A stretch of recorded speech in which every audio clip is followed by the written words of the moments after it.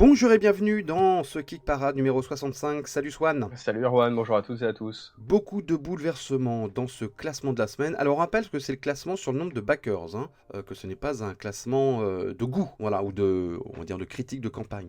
Parce que Évidemment. dans certains commentaires, et notamment des éditeurs qui viennent sur notre page parce qu'ils sont référencés et qui nous remercient, etc. C'est très gentil, d'ailleurs, continuez à le faire si vous êtes éditeur. Vous êtes les bienvenus, mais j'ai parfois l'impression qu'ils confondent, l'impression que c'est un classement de qualitatif sur les campagnes. Ce n'est pas le cas, c'est un classement sur le nombre de backers, tout simplement. Commençons. Par contre, attention à vos porte-monnaies cette semaine, ça va être avis de tempête. Avis de tempête sur, sur vos comptes en Oh, banque. grave. 10e position, c'est Jurassic World The Legacy of Isla Nublar. C'est une énième adaptation de Jurassic World, de la franchise.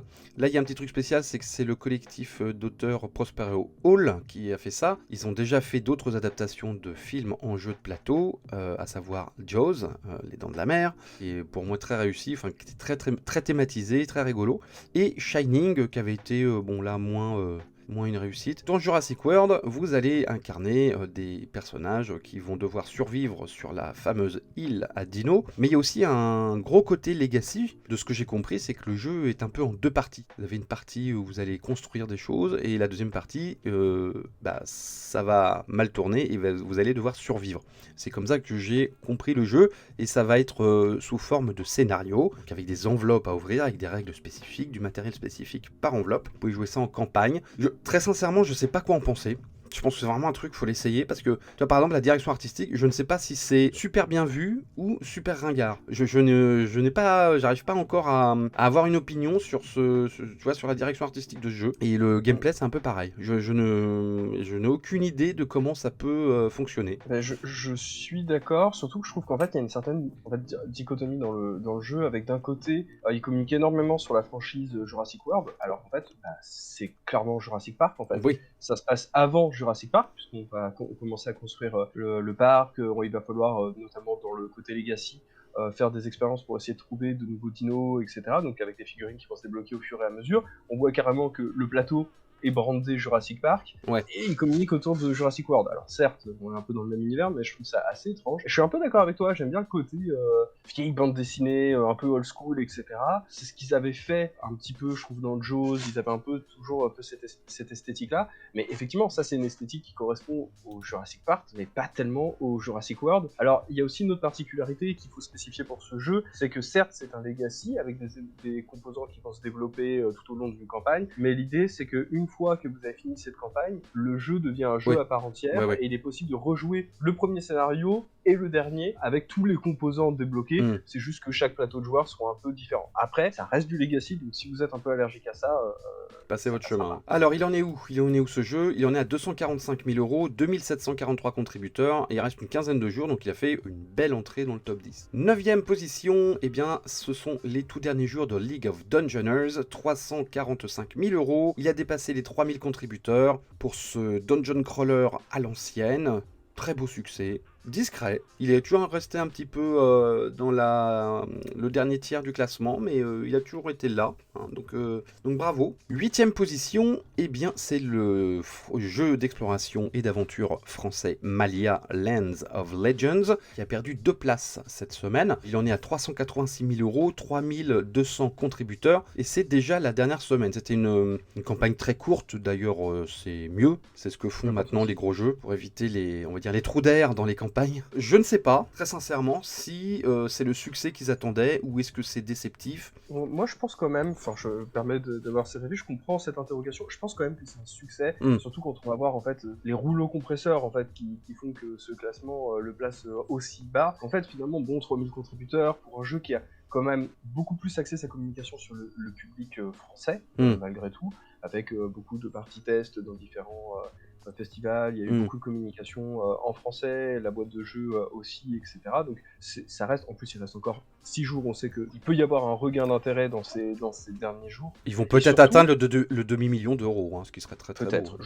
je pense. Et surtout, je trouve qu'ils sont quand même une communauté qui est extrêmement fidèle, extrêmement impliquée. On l'a vu dans les commentaires, que vous étiez plusieurs à avoir votre avis sur le projet, à l'avoir testé, à avoir voulu en participer, débattre, etc. Et on vous en remercie. C'est vraiment un des jeux Même sur si lequel vous avez le plus réagi depuis longtemps, hein. c'est vrai. Et puis avec des informations intéressantes, hein, encore une fois. Bon, malheureusement, vous êtes focalisé sur, sur les petits défauts qu'on avait qu'on avait cru y déceler. Voilà, juste les réserves qu'on a mises. Mais on tient quand même à le rappeler qu'on trouve que c'est quand même une très belle campagne, que c'est mené d'une main de maître, qu'il y a une vraie communication qui vaut le coup sur cette campagne.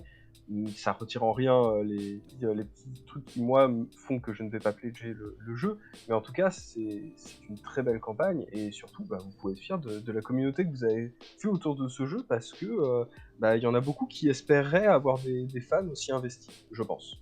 Tout à fait. Bon, moi j'ai quand même fait 2 parties, de Malia, hein, donc voilà, j'ai vu comment le jeu fonctionnait. Donc quand j'ai dit la semaine dernière que je m'interrogeais sur un petit peu, comment dire, la complexité du gameplay, que ça allait peut-être être un peu laborieux sur le long terme, je ne retire pas ce que j'ai dit, parce que c'est ce que j'ai un peu ressenti, même si j'ai trouvé ma partie très agréable. Et c'est comme tout ce genre de jeu. Après, si tu y joues souvent et que tu es habitué, ce n'est plus un problème. Allez, 7ème position, c'est une entrée, c'est Sorcery Contest Realm TCG, avec 3868 contributeurs, mais surtout un chiffre hallucinant en euros qui est de quasiment 2 200 000 euros. Incroyable. C'est incroyable. Alors pourquoi une telle disparité entre les backers et le chiffre? C'est parce que vous avez des pledges qui peuvent être abominablement chers, tout simplement parce que il y a je pense qu'il y a du retailers là-dedans.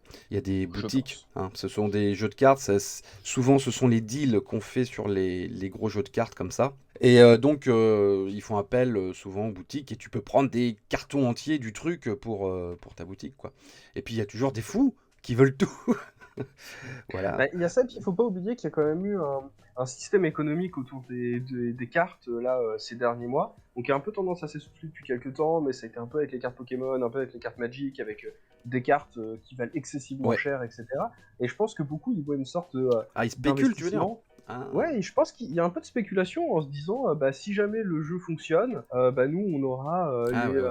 les boosters première génération, etc. Et puis au pire des cas, après ça se revend. revend en boutique. Mais il y en a beaucoup, des sans- jeux de cartes comme ça, de plus en plus, hein. Ouais, de plus en plus. Mais je pense que tout le monde essaye un peu d'être le nouveau Magic. C'est Alors ça. là, bon, la particularité, c'est que tu as une gestion de terrain avec des lieux. En fait, tu ne joues pas que des créatures, tu vas aussi jouer des lieux qui vont donner des avantages aux créatures que tu vas placer à l'intérieur, etc. Donc, une sorte de combinaison entre ces deux aspects du jeu. Graphiquement, c'est pas mal. C'est pas mal. Ouais, c'est pas mal. Mais alors... Certaines cartes sont peut-être un peu too much, mais Oui. je trouve que le design est plutôt. Donc globalement, ça a de la gueule, hein. Ouais. Alors, est-ce que tu as remarqué quelque chose sur les 6 cartes qu'ils présentent sur la campagne, sur la page?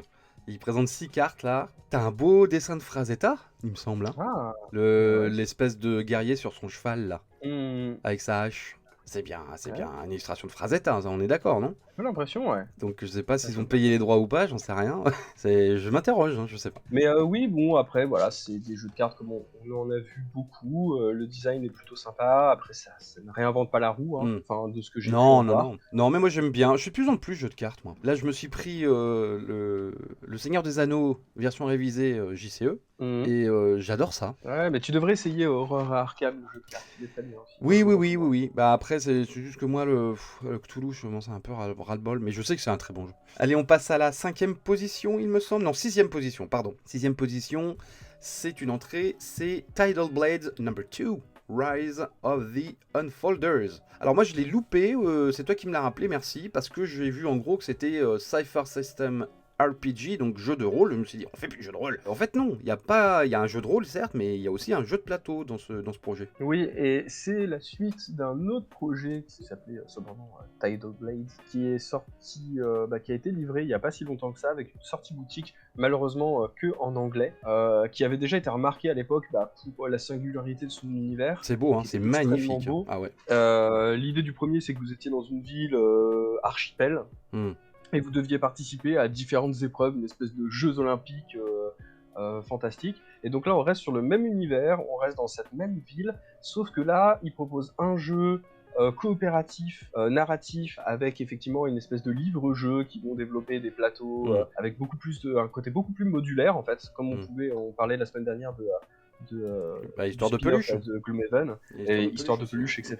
Sauf que là, il y a le combo de bouquins, tu sais, qui vont s'ajouter. C'est-à-dire que tu vas pas d'avoir une carte sur un livre, puis après tu vas ouvrir un autre livre que tu vas venir adjoindre à celui-ci, Ah oui, d'accord. avec un côté, voilà, des cartes qui vont être dans la brume, que tu vas pouvoir tourner pour dévoiler des aspects, Ah, mais une évolution de je personnage. vois là, comme je l'avais loupé, tu vois, je découvre pendant que tu m'en parles. Je trouve ça super beau, hein, vraiment. Ah, c'est magnifique. Moi, je trouve que déjà le premier, alors que bon, j'ai un peu du mal à jouer aux jeux en anglais parce que j'arrive pas à trouver des joueurs, je m'étais vraiment tâté pendant très longtemps, jusqu'à la dernière Hmm. minute. Donc, finalement, j'avais fini par ne pas le prendre, un peu résigné. Là, Clairement, oui, ça donne ça fait envie, hein. partie, selon moi, des plus beaux jeux qui aient été faits ces dernières années, avec en plus un univers qui est extrêmement singulier. Hmm. Même si vous allez voir les axolotes humanoïdes, ce ne seront pas les seuls de ce top.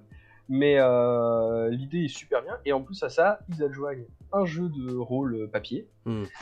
qui va venir développer l'univers, apporter des informations, pouvoir faire vos propres parties. Et a priori, il y a une possibilité de joindre les deux, en fait, d'utiliser du matériel d'un des jeux pour le mettre dans le jeu de rôle Pas papier, forcément, ouais. utiliser le jeu de rôle papier pour créer vos propres scénarios, etc. Mais vous pouvez prendre soit l'un, soit l'autre. Il n'y a pas d'obligation, en tout cas. Et en plus, il y a un poisson humanoïde qui fait du jet ski en figurine. Qu'est-ce que tu veux que je te dise d'autre? Oui, à Hein. partir de ce moment-là. Et il y a aussi cette démarche que moi j'apprécie de plus en plus dans le jeu de plateau, des figurines en boîte annexe. Oui. Et avec la possibilité de rendre le jeu un peu plus accessible, un peu plus, on va dire, éco-responsable entre guillemets. Ouais. Et puis pour ceux qui veulent vraiment avoir des figurines pour peindre, pour rajouter du cachet à leur jeu, vous pouvez ajouter ce budget en plus. Voilà, ça vous fait un jeu complet, mais ouais, très très beau jeu, très très belle campagne, et puis entrée fulgurante. 458 000 €, 4055 contributeurs. Il reste plus de 10 jours avant la fin de cette campagne. C'est évidemment un très beau démarrage pour ce Tider Blades. 5e place, c'est Sentinels of the Multiverse. J'ai l'impression qu'on n'en voit pas le bout de ce projet là. Ce sont les derniers jours, donc ça y est, ça va être enfin terminé. 286 000 €, 4234 contributeurs. Les fans ont parlé. Il y aura d'autres Sentinels of the Multiverse. Je pense que là, c'est. C'est clair. Ah oui, là, je pense qu'ils ont, voilà, ils ont pris leur.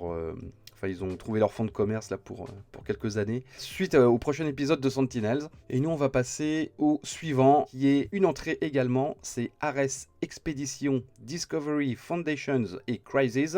Donc 4e place de ce top 10. C'est donc une entrée, 430 000 €, 6472 contributeurs, campagne courte également de 15 jours. Voilà, donc là c'est Ares Expedition qui est on va dire une extension, enfin pas une extension, on va dire un projet parallèle à Terraforming Mars. C'est dans le même univers, sauf que c'est un gameplay différent, même si on y trouve énormément de parallèles, hein. Il faut monter la température, mettre des océans grâce à des cartes projets et faire des points. Mais c'est un jeu un petit peu plus, enfin moi de ce que j'ai compris, ce que je n'ai pas essayé à cette expédition, c'est un jeu un peu plus light. Et là ils nous sortent 3 extensions directes quoi. Et donc qu'est-ce que vous trouvez dans ces extensions? Vous avez du coop, vous avez un mode coop, vous avez un mode pour un 6e joueur, vous avez un mode avec des objectifs je crois. Enfin voilà, vous avez tout un tas de trucs avec évidemment tout un tas de cartes projets qui arrivent sur le marché. Ça c'est un peu une habitude qu'on avait eu sur les extensions de Terraforming Mars également. Et ça marche. Moi c'est marrant, je pensais pas que ça marcherait autant Ares Expedition parce que je me suis dit, tu vois, Terraforming Mars est tellement implanté dans le monde du DIC, c'est un jeu qui est régulièrement out of stock quoi. Et en fait ça marche très bien Ares Expedition. Il est sorti en boutique en français il y a pas si longtemps, il y a un petit mois, un truc comme ça, il y a 1 mois, 2 mois peut-être. Et ça marche très bien, donc voilà, malgré donc il faut absolument pas baquer, hein. Faut absolument pas baquer ça évidemment parce que ça va sortir en français dans les boutiques. Voilà, donc ne vous embêtez pas à baquer cette Ares Expedition sur Kickstarter. Surtout que Stronghold Games, donc l'éditeur d'Ares Expedition, déteste les backers français. Ils me l'ont dit, hein, les yeux dans les yeux à ASN, avec un air très arrogant et pas très sympathique. Donc ne baquez pas Ares Expedition, ne leur donnez pas d'argent. Attendez plutôt la sortie boutique française, vous ne paierez pas de TVA et pas de frais de port, et ça sera parfait. Bon, c'est pas l'éditeur le plus fiable, c'est pas non plus celui qui est qui est en souffrance actuellement parce qu'il n'arrive pas à arrondir ses fins de mois. Hein. Ça reste un gros éditeur qui passe par le financement participatif parce qu'ils ont compris l'espèce de dynamique qui va derrière. Bah là, Mais ils ont presque... c'est de la précommande. Hein. Oui, c'est clairement de la précommande. D'ailleurs, le système de stretch goal, c'est avec un système journalier, en fait, plutôt que par C'est ce nous qu'ils avaient fait aussi d'accord. sur les extensions de Terraforming Mars. Ce qui est un peu moins hypocrite, je Ouais, trouve, ouais. dans ce genre de grosse campagne. Ouais. Dire voilà, on garde la dynamique du stretch goal sans forcément pousser les gens au porte-monnaie, je pense qu'ils n'en ont pas forcément besoin. Et là, effectivement, la grosse nouveauté, surtout sur laquelle ils accentuent, c'est le côté coop. Avec des mécaniques nouvelles en fait dans cet univers-là. Je comprends le succès, mais je suis comme toi, je vous invite à être patient, ça arrivera. Oui. Allez, avant de passer aux 3 premiers du classement, on va vous faire découvrir des nouveautés de la semaine. Impossible de vous décrire toutes les nouveautés de la semaine, il y en a énormément, c'est un raz-de-marée. Voilà, c'est comme toutes les sélections, c'est subjectif, donc n'hésitez pas dans les commentaires à nous dire des nouveautés qui vous intéressent et qu'on n'a pas abordé. On va commencer par World Breakers, si tu veux bien. Un jeu qui se passe en Asie. Mais Swan. Incroyable. Oui, je donc sais, chez c'est toi, bien c'est pourquoi sushi matin, midi et soir, quoi, en fait. Alors, l'Asie, c'est quand même vaste. Hein. N'oublions pas que c'est quand même le plus grand continent du monde. Bon, alors, c'est faux le matin, wok le midi et sushi le soir, d'accord. Mais là, c'est un petit jeu de confrontation de cartes, on va dire dans l'Asie du XIIIe siècle. On est beaucoup plus dans l'Asie des steppes, hein, Asie centrale, avec tout ce qui va être peuple nomade, etc. On est plus autour des territoires mongols, kazakhs, de la Russie, etc. Voilà, c'est un petit jeu de confrontation qui est quand même... Le pledge de base est relativement accessible. Je trouve que par contre, dans les autres pledges qu'ils proposent, ils ont les yeux un peu plus gros que le ventre, avec des pledges qui finalement à la fin arrivent à des sommes que je trouve un peu abusées pour ce style de jeu, tu vois. Le pledge le plus cher qu'ils proposaient, il était quand même à 363 € hors frais de port, etc. Donc comment passer de 30 à 300 €, j'ai un peu du mal à justifier. Mais voilà, c'est un petit jeu de confrontation. Si vous êtes en manque, que vous n'êtes pas tenté par des gros jeux comme on a pu vous en présenter tout à l'heure avec Sorcery, etc. Voilà, il existe aussi des versions plus modestes. Eh ben écoute, moi j'enchaîne aussi avec un jeu de cartes également assez modeste au niveau matériel qui s'appelle The Fully Automated Board Game. Et pour l'instant, il a 78 contributeurs. Moi, je trouve la direction artistique de ce jeu à tomber par terre. En gros, on va être à la tête d'une révolution face au capital dans un monde futuriste très robotisé. Donc autant vous dire que le jeu est politiquement assez connoté, surtout quand tu vois la police utilisée pour le jeu. Mais alors la direction artistique est superbe. On a déjà dit et on redit que les jeux de révolution sont de plus en plus présents dans le monde du jeu de société. Et like it or not, c'est un fait. Il y en a régulièrement maintenant. Et voilà, donc ça en fait partie. Donc c'est un jeu de cartes, un jeu d'affrontement. Et c'est italien, je crois. Et ça coûte pas si cher que ça si vous prenez le pledge de base qui est de 25 €. Allez, on va enchaîner avec une autre nouveauté qui est Dragon Quest, qui est plus classique là. Hein. Oui, c'est de l'exploration de donjons à base de dés. Donc vous avez une feuille, un plateau avec... C'est un peu du roll and write, non ? Ouais, c'est du roll and write, effectivement. On jette des dés, on va avancer, on va dessiner sur le plateau, et en fait, c'est les dés qui vont définir les différentes épreuves que vous allez rencontrer. Bon, ça a l'air d'être un petit jeu qui se joue assez facilement, qui s'installe assez rapidement aussi. Je me posais juste une question, on parlait tout à l'heure de droit d'auteur, parce que Dragon Quest, c'est quand même copyrighté comme nom de jeu. Alors, c'est copyrighté avec un espace, donc oui, parce que c'est toute une saga de jeux vidéo dessinés par Akira Toriyama ça me en disait partie, quelque chose, etc. Ouais. C'est un gros succès au Japon, ça fait partie des jeux les plus vendus sur le territoire japonais. Donc bon, est-ce qu'ils se disent comme on n'a pas mis d'espace, est-ce que ça va peut-être passer voilà. Moi ça me semble, je sais pas. Bon après visiblement ils n'ont pas l'air d'avoir de problème. Pour l'instant. Puis la direction artistique ne prête pas à confusion non plus, hein, on n'est pas du tout dans le même style. Ah oui là c'est mais bon, je me pose quand même la question. Bah écoute, on verra hein, si le projet est annulé pour cause de différents artistiques, parce que les Japonais ils rigolent pas hein, en termes de... Non.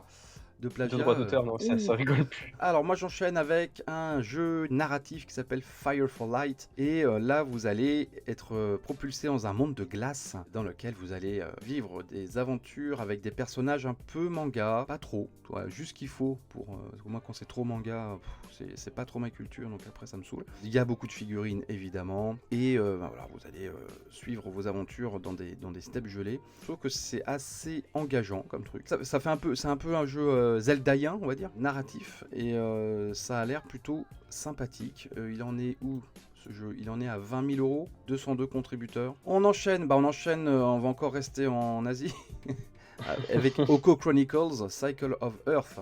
Alors ça c'est quand Ouais. même, c'est pas le premier hein, les Oko Chronicles. C'est Non, déjà bien clairement installé. pas. On en avait déjà parlé dans une précédente émission, il me semble, quelques temps de ça. Ouais. Donc tiré de la série de bande dessinée française. Donc là, ils avaient commencé par des styles de jeu un peu avec un maître de jeu qui va affronter les joueurs. Là, ils sont partis sur un style beaucoup plus proche du jeu narratif, avec plein de figurines inspirées de l'univers de la bande dessinée qui lui-même se passe dans un Japon médiéval fantastique. Voilà, donc les jeux avaient eu d'excellents retours, ils étaient sortis en magasin aussi. Là, le jeu a l'air d'être assez complet. Moi j'aime bien cette idée aujourd'hui de se dire qu'on a quand même tout un univers de bande dessinée franco-belge extrêmement riche. Et vous allez voir, on va commencer à en entendre un peu plus parler là sur Kickstarter. Il y a pas mal d'adaptations de bande dessinée qui vont commencer à arriver. Après le cinéma, après les jeux vidéo, ils cherchent désespérément. C'est ça. Le manga c'est trop difficile, donc partons sur Tintin sur The Board la- Game bientôt. Non, je pensais surtout à Torgal qui va arriver très bientôt, mais on aura l'occasion d'en reparler. Et là, c'est un tower defense. Hein. Il va falloir tenir bon face à des hordes de samouraïs zombies, hein, si j'ai bien compris. Bon, là, pour moi, ça ressemble plutôt un peu à du zombicide. Hein, pour le coup, plutôt qu'un jeu d'aventure, mais bon. Allez, on va enchaîner avec un... Alors, qui n'a rien à voir, là. Rien à voir avec la choucroute. C'est un jeu...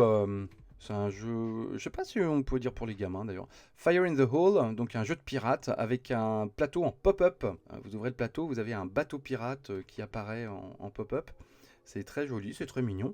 Et il va falloir jeter des boules dans le bateau afin de marquer des points. Et ça marche pas trop mal. J'étais même assez surpris. Il en a 2554 contributeurs. Il y a un gros pastille verte qui s'appelle Plastic Free 100% biodegradable. Donc le jeu est biodégradable. Allez, on va revenir aux 3 premiers du classement de cette semaine. Et tiens, j'en profite pour dire, n'oubliez pas de mettre des pouces bleus, de vous abonner au Troll Savant, de nous mettre des commentaires sur les campagnes qui vous plaisent ou ne vous plaisent pas cette semaine dans The Geek Parade. Et merci. Et puis continuez à débattre avec nous dans les commentaires, c'est super agréable. Là, j'ai trouvé que c'était super intéressant de parler avec vous du projet de Malia, mais il y a peut-être d'autres projets comme ça qui vous tiennent à cœur. Vraiment, n'hésitez pas, c'est avec plaisir qu'on vous lit. Pour l'instant, on n'est pas débordé par des commentaires haineux et méchants. Vos commentaires sont argumentés et c'est super agréable de pouvoir échanger entre gens de avec bonne vous. compagnie ici. Troisième position, c'est Tamashii Chronicle of Ascent. Donc là, on part sur GameFound. Donc le jeu Cyberpunk.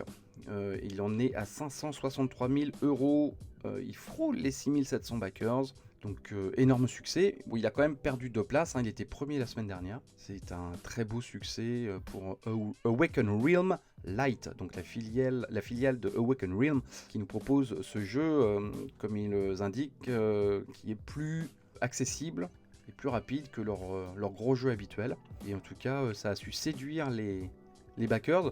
Alors là, ils nous ont sorti un add-on cette semaine qui s'appelle Cathy's Diary, avec une belle figurine de mecha et qui se passe avant. En fait, c'est une préquelle à l'histoire. Je trouve que c'est plutôt intéressant.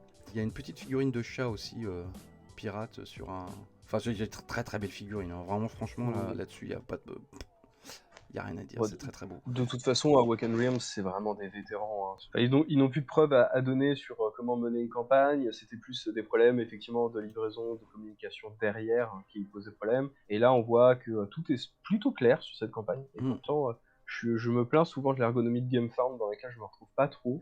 Mais là, je trouve que sur cette campagne, ils ont vraiment réussi à mettre en avant des éléments qui peuvent être un peu bloquants, et ils les assument. Notamment, par exemple, ils indiquent clairement que les langues autres, enfin les traductions autres que l'anglais vont arriver probablement avec 3 mois après la version anglaise. Enfin, tu vois, ils sont plutôt clairs sur les informations. Le projet m'intéresse moyennement, mais en tout cas, force est de constater que voilà, ils montrent que pour mener ce style de campagne, ça reste des vétérans Ouais, ils sont du bien pros, hein. crowdfunding. Deuxième place, c'est Hamlet, le jeu sur le petit hameau anglais. Il en est à 360 000 euros. Il frôle les 7 000 contributeurs, hein. Ce sont les derniers jours. Il s'arrête ce week-end. Bah voilà, bah écoutez, qu'est-ce que je vous dis, c'est un carton plein. C'était pas mal une surprise pour moi. Et voilà, malgré la beauté du jeu, hein, le jeu est assez classique finalement, c'est de la pousse d'ouvrier.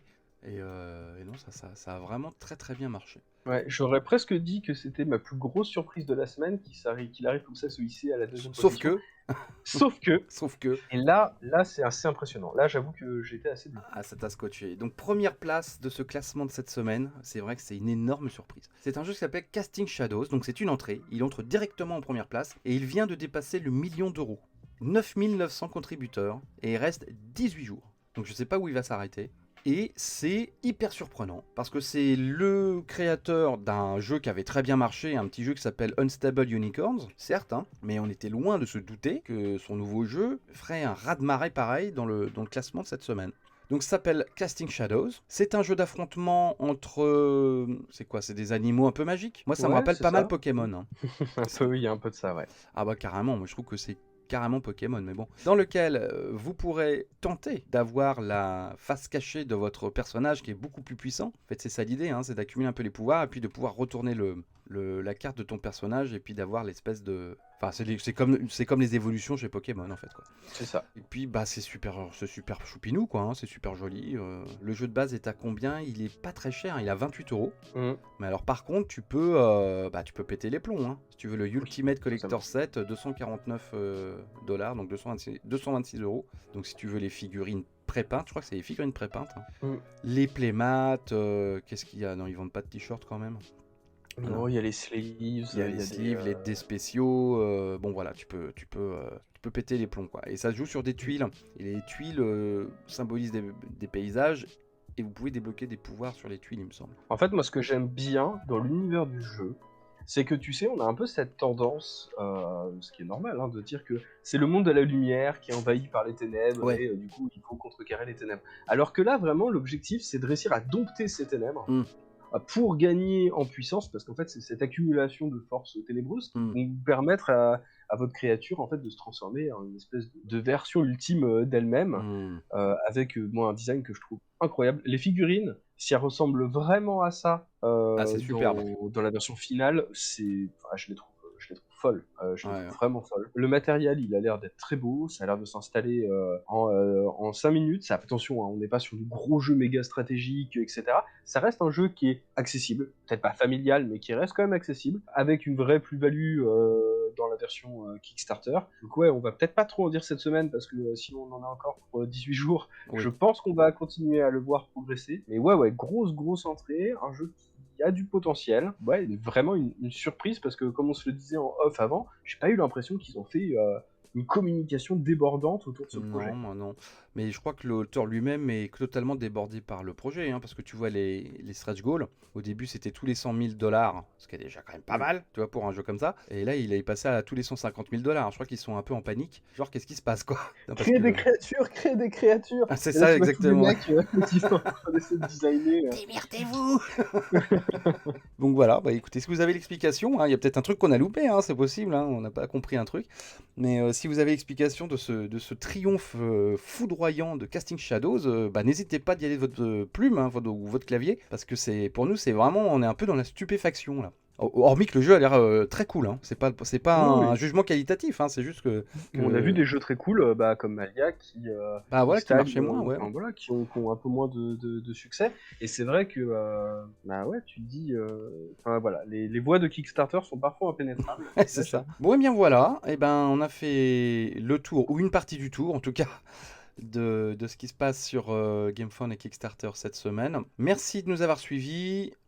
Merci pour vos commentaires, merci pour vos pouces bleus, merci pour vos abonnements. Puis on se retrouve la semaine prochaine. Et puis, bah, en attendant, jouez bien, attention à votre porte-monnaie. Oh, grave, moi je suis Soyez tenté sur raisonnable. plusieurs trucs. Il y a plusieurs trucs qui me tentent grave là. Voilà, allez, bon week-end.